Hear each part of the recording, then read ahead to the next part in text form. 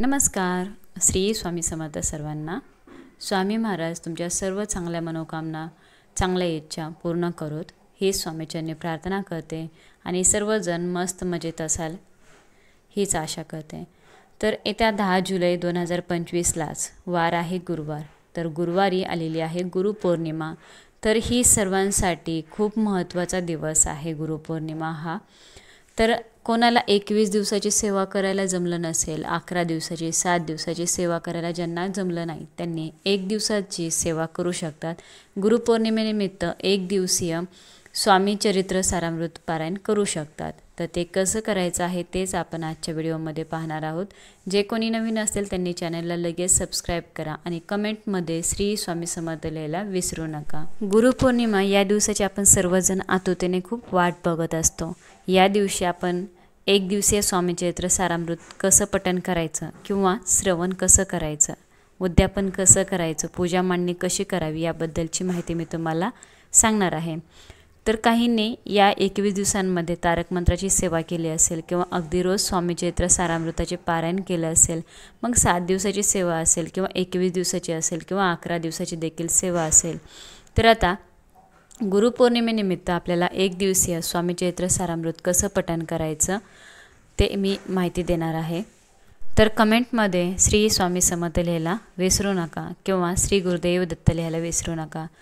तर गुरुपौर्णिमा या दिवशी आपण सकाळी लवकर उठायचं आहे. अगदी तुम्ही मुहूर्तावरती उठलं तरीच पण चालेल. आंघोळ केल्यानंतर आपण या दिवशी शुभ्र रंगाचे वस्त्र परिधान करायचे आहे. शक्यतो या दिवशी पिवळ्या रंगाचे वस्त्र परिधान करावे. पिवळ्या रंगाचे वस्त्र नसतील तर अशा वेळेस तुम्ही लाल रंगाचे, हिरव्या रंगाचे वस्त्र परिधान करू शकता. फक्त काळा रंग वर्ज्य करायचा आहे. तसेच पिवळ्या रंगाचे वस्त्र नसतील तर पिवळा रुमाल आपण दिवसभर सोबत ठेवायचा आहे. आता यानंतर या दिवशी आपल्या घराची स्वच्छता देखील तितकीच महत्त्वाची आहे.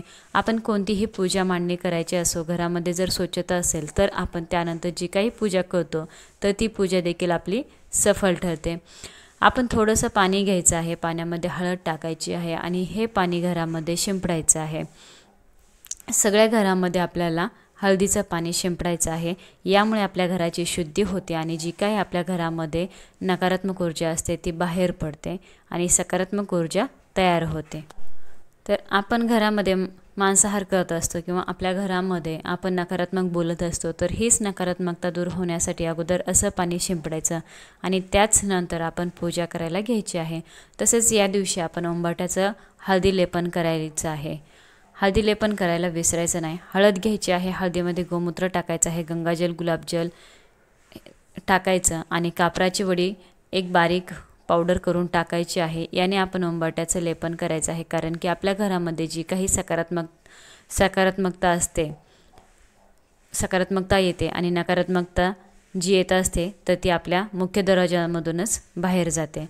तर आपल्या घरामध्ये देखील सकारात्मकता असावी. कोणतीही नजरबाधा, इडापिडा, दुःख, दारिद्र्य असू नये. तर या दिवशी आपण सेवा आवर्जून करायच्याच आहे. उंबरठ्याचं हळदी लेपन करायचं. दाराबाहेर अगदी मोठी रांगोळी शक्य नसेल तर कमीत कमी एक छोटीशी रांगोळी तर तुम्ही दारामध्ये काढू शकता. माता लक्ष्मीची पावलं काढली तरी पण चालेल. एका पावलामध्ये हळद टाकायची आहे, दुसऱ्या पावलामध्ये कुंकू टाकायचं. यामुळे साक्षात माता लक्ष्मीचा वास आपल्या घरामध्ये होत असतो. तर आता या दिवशी आपण देवघरामध्ये एक दिवा प्रज्वलित करायचा आहे. तुळशीजवळ देखील एक दिवा प्रज्वलित करायचा आहे. तुळशीजवळ तुम्ही तुपाचा दिवा सकाळी सायंकाळी तुम्ही प्रज्वलित करू शकता. जी ही काही सेवा करतो तर त्या सेवेसाठी दिवा साक्षी असतो असे म्हणतात. त्यामुळे दिवा प्रज्वलित करावा आणि त्याच नंतर आपण उपाय करायला घ्यायचा असतो. तसेच एखाद्या प्रसन्नमय मंगलमय वातावरणामध्ये आपण उपाय केला तर तो उपाय देखील फलदायी ठरत असतो. तर आता या दिवशी तुम्हाला उपवास करणं शक्य नसेल तर तुम्ही करू शकता. उपवास नाही केला तरी पण चालेल. आता या दिवशी आपण एक पाट मांडायचा आहे किंवा चौरंग मांडायचा आहे. त्यावरती तुम्ही लाल रंगाचं वस्त्र टाकायचं आहे. तसेच आपण स्वामी महाराजांचा फोटो घ्यायचा आहे किंवा स्वामी महाराजांची मूर्ती घेतली तरी पण चालेल. आता फोटो असेल तर फोटो स्वच्छ पुसून घ्यायचा आहे आणि जर मूर्ती असेल तर मूर्तीला आपण अभिषेक करायचा आहे. अगोदर शुद्ध जलाने त्यानंतर पंचामृताने अभिषेक करत असताना तुम्ही श्री सूक्तमचं पठण करू शकता किंवा श्री स्वामी समर्थ या मंत्राचा जप केला तरी पण चालेल।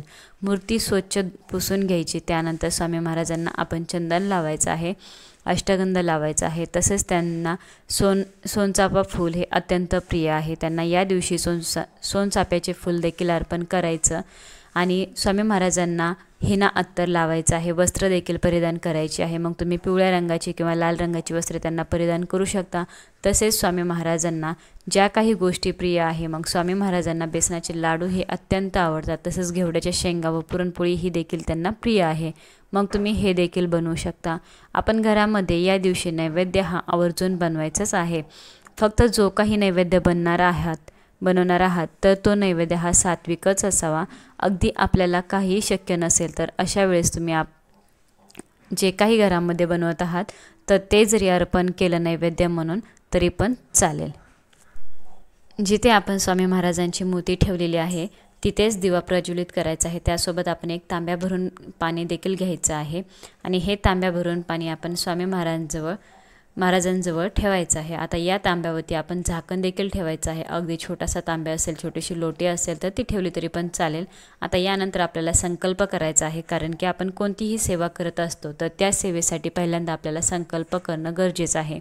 तर आपण एक नारळ घ्यायचा आहे, नारळावरती थोडीशी खडी साखर ठेवायची आहे आणि एक फूल ठेवायचं आहे। स्वामी महाराजांना आपलं नाव गोत्र सांगायचं आहे। तसेच आपण म्हणायचं की मी स्वामीचं सारामृत श्री स्वामी चरित्र सारामृतचं 1 दिवसाचे पारायण करणार आहे, तर ते माझ्याकडून तुम्ही पूर्ण करून घ्या।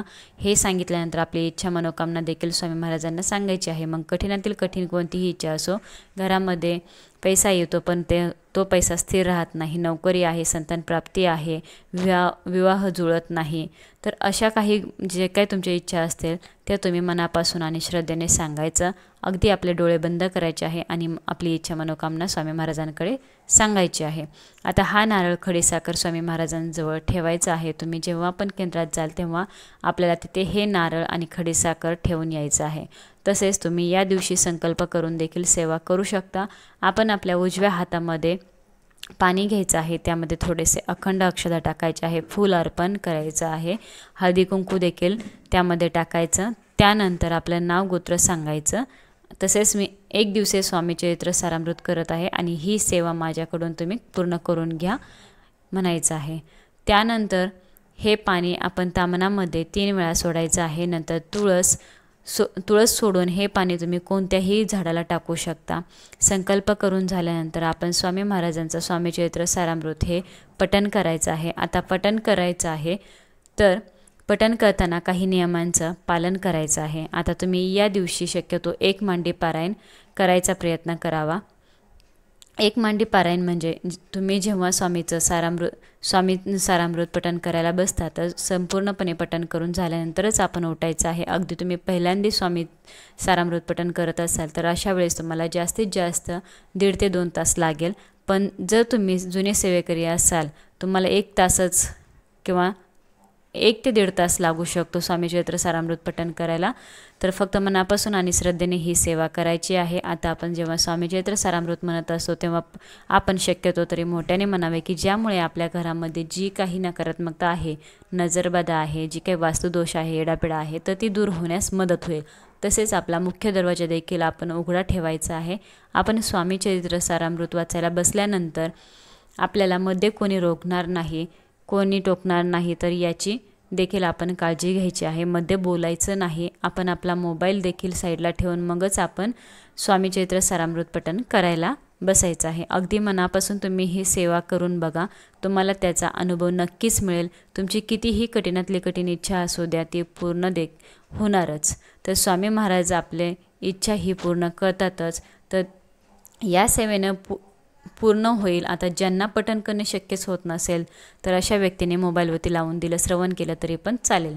फक्त आपण मनापासून ही सेवा करायची आहे। आता स्वामी सारामृत आपण पठण करून झाल्यानंतर आपण आरती देखील करायची आहे। आरती केल्यानंतर घरातील सर्व व्यक्तींना आपण प्रसाद द्यायचा आहे आणि आता स्वामी महाराजांची मूर्ती आपण जिथे ठेवलेली आहे तसेच जी आपण पूजा मांडणी केलेली आहे ती तशीच ठेवायची आहे दिवसभर रात्रभर. दुसऱ्या दिवशी पूजा मांडणी जी आहे ती शुक्रवारी उचलायची आहे. आपण जो काही तांब्या भरून पाणी ठेवलं होतं तर हे पाणी आता अभिमंत्रित झालेलं आहे. हे पाणी आपण घरातील सर्व व्यक्तींना ग्रहण करायला द्यायचं. तसेच आपण हे घरामध्ये देखील शिंपडायचं आहे.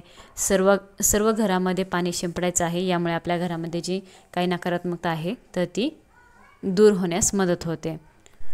तर आपल्याला जेवढी होईल तेवढी गुरुपौर्णिमेची त्या दिवशी आपल्याला सेवा करायची आहे. 11 माळी जप करायचा आहे. श्री स्वामी समर्थ या मंत्राचा जप करायचा आहे 11 माळी. 11 वेळा तारक मंत्र म्हणायचा आहे आणि श्री स्वामी चरित्र सारामृत पूर्ण 1 ते 21 अध्याय पठण करायचे आहेत. तर ही एक दिवसीय स्वामी चरित्र सारामृत पारायण होत आहे. तर ही एवढी आपल्याला सेवा त्या दिवशी करायची आहे.